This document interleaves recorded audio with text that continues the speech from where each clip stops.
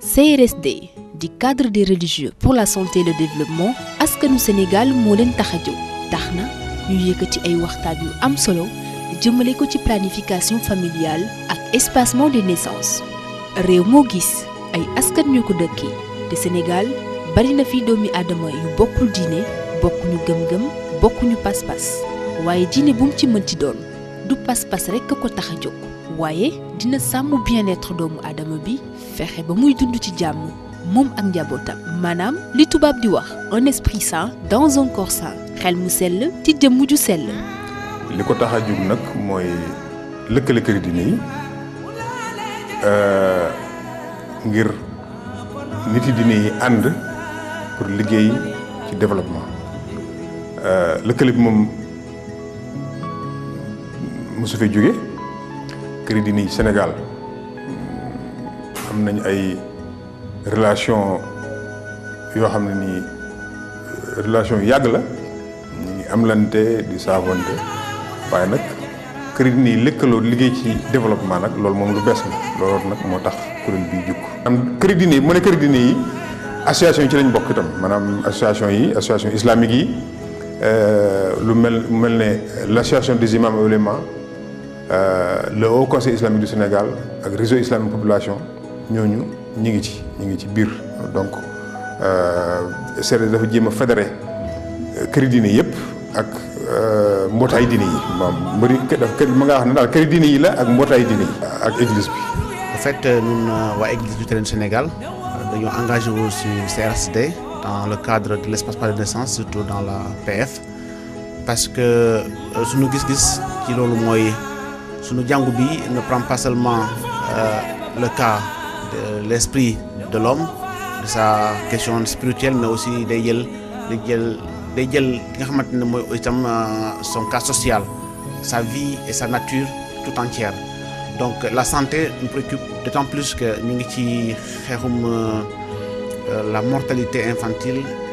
et maternelle loolu moo tax itam ñu engagé wu on a implanté des églises et aussi ñu ngi def ci ay causeries pour conscientiser suñu mbokk yi suñu fidèles yi pour que au moins qu'on prend conscience du bien-être social bien-être social bu ñu ko waxee mooy nga xool sa yaram mu toll. ndax liggéey bi dañu ko basé ci alquran ak sunna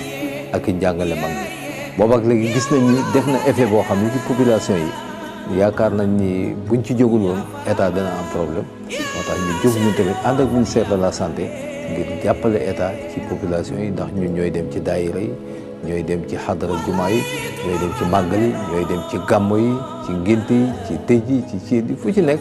te bu ñu demee yàlla defal nañu loo xam ni donte ñetti nit lañu danañu déglu te déglu koo xam ni déglu xol lay doon déglu na la jëfe moo tax mbooloo mi boobaak léegi wax dëgg yàlla ñu ngi def ay jéego yoo xam ni am na solo lool ci société sénégalaise. ñàkk a def planification familiale nag wala espacement des naissances gis nañu ni am na njeexital yu doy waar ci doomu aadama yi li ko gën a faral di indi nag moo di njur mu jegewantu nga xam ne nag dina indi ay danger ci yaay ji lu mel ni diabète hypertension artérielle dem ba sax bu faat yaay ji mën a yokk bu baax li ñuy wax taux de mortalité maternelle ñu gis ne ci xale bi mën na ko indil malnutrition ñàkk jàng bu baax échoué ci avenir am dem ba ci sax famille boobule seen dund mën naa sooxe bu baax a baax. ñun ginnaaw programme la boo xam ne li ñuy def dañuy accompagner ministère de la santé donc ministère de la santé ñoo définir ay régions priorité ma nga wax ne région priorité yooyu ñu définir maanaam Thiès ci la bokk Diourbel Matam Ziguinchor Sédhiou ak Kédougou loolu mooy région prioritaire bu ministère de la santé ndax région prioritaire ñoom dañu wax ne ci région yooyu taux de prévalence contraceptive bi dafa xaw a faible waaye région de Diourbel nag xam naa ne moom ci région bi leen gën a ci yi leen gën a yitteel ci la bokk ndax région taux bi dafa faible trop te dafa mel ne itam maanaam li tax mu faible foofu mooy facteur religieux bi ci la bokk ndax dafa mel ne nit ñi lépp lu ñuy bu ñuy wax ci planification familiale dafa mel ne nit ñi dañu jàpp ne l'islam da koo tere alors que li may expliqué léegi nag moo ne espacement de naissance l'islam terewu ko mën na àgg sax ci digle ko bu fekkee ne circonstances yu mel ni nga xam ne ay bakkan di ci loru waaw te gannaaw yàlla yaakaar nañ ne ministère bi ñoo wax ne gannaaw yàlla bu ñu espacé naissance yi maanaam bañ a soreel njur mi tuuti bu ñu ko soreelee loolu dana tax sauver ay bakkan. ñun CRSD man boog sama wàll pàcc bi nga xamante ne moom laa yor parce que CRD ay pàcc la am na ñoo xam ne ñu ngi ci média bi am na ñoo xamante ne ñu ngi ci yeneen ay forum ak yooyu man li ma yor mooy wàllu jigéen ñi. léegi ñun programme bi ni ñu koy defee nii la dañuy dem ci région yi bu ñu demee ci région yi dafa am benn argumentaire religieux boo xamante ne bii moom la ñuy jàngale moom la ñuy former religieux yi nga xam ne ñu ngi ci région yi donc région bu ñu dem dañuy former lu ma 10 religieux dañ leen di def argumentaire religieux bi nga xam ne Moustapha Gueye ñu ngi ko defoon sur l' espacement des naissances argumentaire boobu bu ñu leen ko joxee ñoom si seen bopp dañ koy jàng bu ñu ko jàngee ba pare nag ñu dem di ci sensibiliser kenn ku nekk 10 daayira buñ ci sensibiliser kenn ku nekk 10 daayira ñooñu sensibiliser demaat sensibiliser waat leen ci programme Moytu Neef ñun nag suñu programme ñu ko yemale képp ci li nga xamante ne nii moom la yàlla wax ci nit ki bu ëmbee ak diir bu mu war a nopp maanaam nàmpal sa doom 2 at dañu diggante fi muy ëmbee ak fa muy amewaat benn doom bu mu weesu 2 at te ñi ñuy waxal tamit mooy les couples légalement mariés képp koo xamante ne sëyoo bokkoo ci programme CRSD ku sëyul waxuñu la nga am nef waxuñu la nga am doom bay nef donc ñun ku sëyul bokkul xale yi jigéen ñu ndaw a ndaw yi nga xamante ne sëyeeguñu tamit li ñu mën mooy ñaax leen pour ñu téye seen bopp waaye duñ leen ñaax pour ñu jël ay planification ak yooyu. li ma leen di digal mooy rek ñu gën a góorgóorlu xam ni diine ñëwul ngir sonal doomi aadama diine dafa ñëw ngir lépp loo xam ne ñu noppal nit la rawatee nag jigéen moo tax loolu nga xam ne mooy ëmb te metti lool bi islam ñëwee daf ko jàngat boo xam ni dafa delloo yaay njukkal ci lan ci sant ko maanaam may ko permission pour lépp loo xam dana tax mu mën a espacer li nga xam ne mooy ay ëmbam maanaam bu ëmbee mën a noppaluwaat ay at ñaar ñetti at ko defee mën a jëlaatub ëmb ndax ëmb dafa métti juróom-ñeenti weer am yàlla lu mu sàkk nekk def ko ci sa biir di ko fa fekk malaaka bi di ko wëlbatee ci kattanu borom bi subhanahu wa taala di ci def ay cër muy dund ci li ngay dundee di lekk ci li ngay lekk di naan ci li ngay naan bu guddee doo nelaw ndax ay wëlbatikoom ak yi kenn xamul loolu dama wax ni lu ñu war a bàyyi xel la moo tax nag islam kon ñëw daganal li nga xam ni mooy soreel jur bokkul nag ak limitation maanaam bokkul ak arrêté jur kooku ñun duñ ci wax duñu ko fekkee li ñuy wax kay mooy loo xam ni dana tax njur mi sore yaay mën a dimbali ko mën a noppalu bu ko defee xale bi juddu it mën a jël forme boo xam ni bu demee ba mat góor dina mën a joxe li nga xam ne mooy ay farataam ci lépp loo xam ne wàllu diine la ak li nga xam ne wàllu société la. mais nun dañoo yaakaar ne bu dee wàllu l'islam ak wàllu chrétien on veut bien dire que il faut qu'il y ait un corps sain dans un esprit sain oui un corps sain dans l'esprit sain mooy il faut que ñu am ñoo xamante ne ils sont valides ils sont conscients ils sont dynamiques ils sont en forme ils sont en bonne santé léegi bu ñu gisee ay mama yoo xamante ne dañoo feebar dañoo xiiboon ak ay xale yoo xamante ne encore amuñu doole amuñu kattan il faut qu'on leur dise que attention il faut espace naissance parce que les ressources humaines actuellement et les ressources naturelles raréfient et loolu itam soxal nañu bu baax a baax. Moytu Neef nag programme lu boo xam ne li ko tax a jóg mooy wàññi bakkan yi nga xam ne mooy loru jigéen ñi nga xam ne dañuy loru bu ñuy am doom wala bokk bu ñu ëmbee seen doom aussi di loru te gannaaw yàlla ministère bi mu defee gëstoom ci seen wàll dañu wax ne maanaam njur mu jege ba mu ëpp loolu li ko waral ci la bopp gannaaw yàlla ñu ko waxee nag ñun moo tax ginnaaw nañ ay bakkan da ciy rot da ci loru nag diine kat fuy bakkan di loroo fu ne war na ca taxaw xool la ko mën a saafara loolu moo tax ñu yëngatu ci wàllum espacement de naissance nag mooy soril njur l'islam terewu ko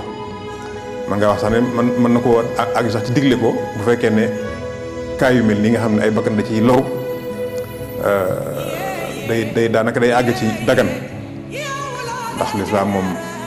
bakkan diine l'islam chrétien itam noonu christianisme aussi bakkan dafa yàlla da ko jox importance bu rëy rëy loolu daal mooy li nga xam ni moo ëpp importance ci li ñu tax di yëngu ci loolu ngir sauver ay bakkan ci kàttanu yàlla. firnde li mi ngi ci tableau bii ñu leen di wan mi ngi aju ci taux de mortalité maternelle et infantile muy jigéen ñi ëmb ak imbi te di ci faatu ak seeni tuut tànk. étude démographique santé EDS bu Sénégal ci atum 2016 bi wane na ni 89 xale yu amagul ñaari at yoo jël ci junni bu nekk dinañ faatu at mu jot. ci beneen wàllu wa 48 xale yu amagul ñetti at dinañ faatu ci junni boo jël. foofu nag mbokk yi ci la importance planification familiale ak espacement des naissances di feeñ lool firnde yi nag wane nañu CRSD mi juddu woon ci atum 2014 taxawaayam am na solo lool.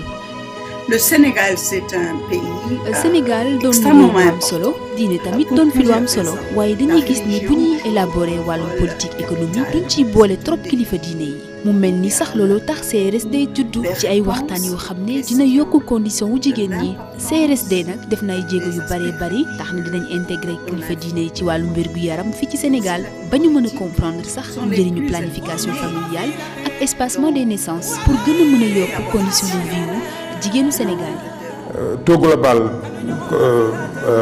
TPC wu Sénégal yéeg na diggante 2012 ak léegi ba àgg ci defe naa 2012 sax 8% la woon ak de 8% à pratiquement 23%. daanaka jëm ci 24%. donc bon boobu vraiment yaakaar nañ ne suñu liggéey ci la bokk. léegi dama laaj léegi maanaam taux participation hommes yi maanaam góor ñi. effectivement facteur de barrière la woon waaye léegi maanaam causerie yi nga xam ne maanaam waxtaan yi nga xam ne dañu ko defal pour jigéen ñi dañu seetlu ne maanaam ci 2015 maanaam waxtaan yooyu 87% jigéen ñoo ko daan ndax bon jigéen ñoo ko tax a jóg waaye 87% jigéen ñi ko daan fekkee ay jigéen lañu waaye ci seetlu nañu ci 2016 76% jigéen la donc 24% yi ay góor lañu donc ça veut dire que ne góor ñi. ñi ngi gën a intéressé wu ci thématique bi ci thème bi di fekkee jotaay yi di fekkee waxtaan yi loolu mi ngi wane ne aussi cible homme boobu nga xam ne moom la ñuy wax cible homme maanaam itam wax dëgg yàlla ñu ngi koy gën a atteindre bu baax a baax. fi mu nekk nii sax formé gum nañu booy seet lu mat plus de 1000 relais yoo xam ne formé nañ leen parce que sillonné nañu région yëpp ba ñaari région rek ñetti région moo ñu dese actuellement muy Sédhiou Ziguinchor Saint-Louis ak Louga. te yooyu sax dem nañ fa ba def contact bi ba pare dañ ko war a delluwaat pour def formation pour matale lépp région bi ci nekk formé nañ fa 10 relais am na région yoo xam ne dañ nañ fa 30 relais ba 40 relais donc ñu ngi ci ay 1000 et quelques relais yoo xamante ne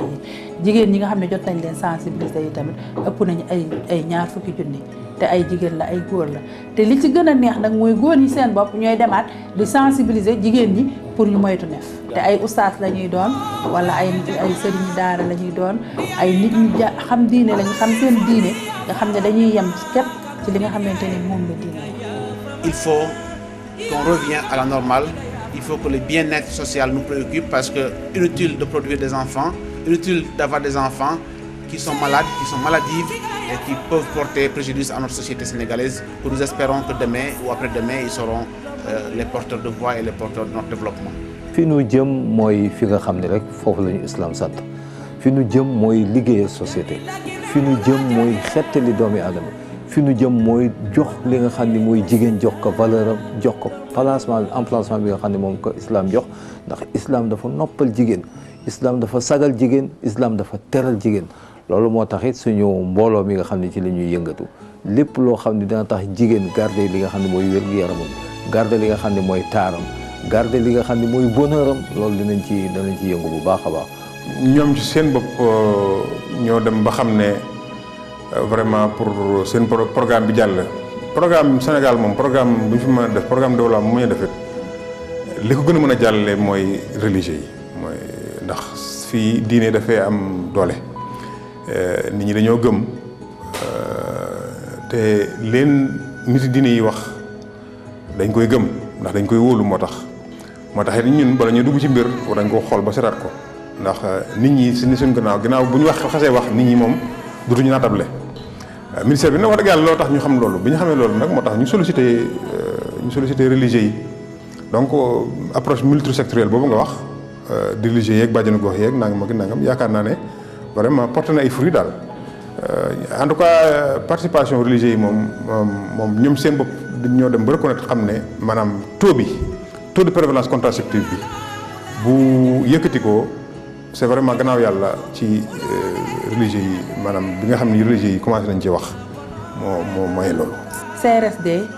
képp kuy kilifa diine war nga ci wàll si te war nga leen jàppale parce que man damay wax toujours ne programme benn mënul dox fii ci Sénégal te kilifa diine yi ànduñu ci te yii kilifa diine ñoom ñu jar a sargal lañ ndax kilifa diine yoo xamante ne yi ñoom dañoo jóg wutuñu ci dërëm fayeeku wuñu amuñu ci benn intérêt lu dul que na réew mi dox na nit ñi am seen wér gu yaram yooyu kilifa diine dañ leen war a jàppale dañ leen war a sargal te ñoo ngi leen di ndokkeel nag te tey bés bi ngeen ñëw tey jii nii muy bésu 8 mars ci man ma di leen sargal di leen wan ne vraiment ñun jigéen ñi kontaan nañ ci yéen te ñu ngi leen di gërëm di leen sant bu baax. moo tax fii ñu jëm fenn rek la mooy li nga xam ne moom la ministère de la santé di yëngatu maanaam fexe ba li nga xam ne mooy taux bi nga xam ne am na Sénégal ci wàllu espacement de naissance taux boobu gën a yëkkatiku gën a yokku waaye gën a yëkkatiku gën a yokku ci wàllu woo xam ni dana dëppoo ak ni ko l'islam bëggee ndax ñun kat ni ngeen ko xamee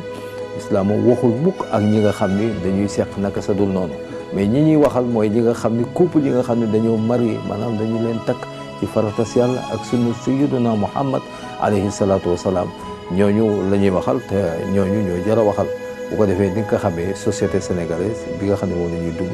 li ci ëpp ay jullit lañu ñeneen ñi ci yeneen diine la ñu tënku waaye ñun yëpp benn objectif la ñu am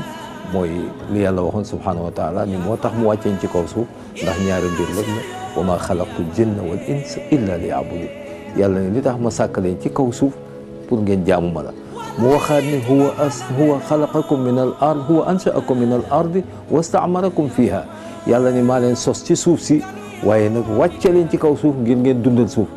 nit nag mënul dundal suuf te amul wér-gu-yaram nit mënul dundal suuf te culture am baaxul nit mënul dundal suuf te xamul fu muy teg tànkam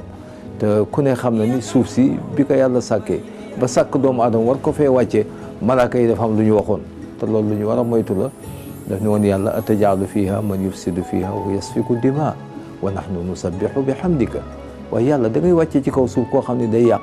koo xam ne day tuur deret koo xam ne day def naka sa dul noonu te ñun malaaka yi ñu ngi lay sàbbal di la jaamu duñ la mooy benn waxtu duñ la mooy benn minute yàlla ni xam naa lu ngeen xamul loolu moo xam loolu malaaka yi xamul tey mel na ni moo commencé di feeñ depuis ca maam yi ba ndege ni mooy am na ñoo xam ne takk nañ seen digg am na ñoo xam ne jaayante nañ seen borom ngir liggéeyal diine liggéeyal seen askan te kooku groupe bi ci la bokk di CRSD.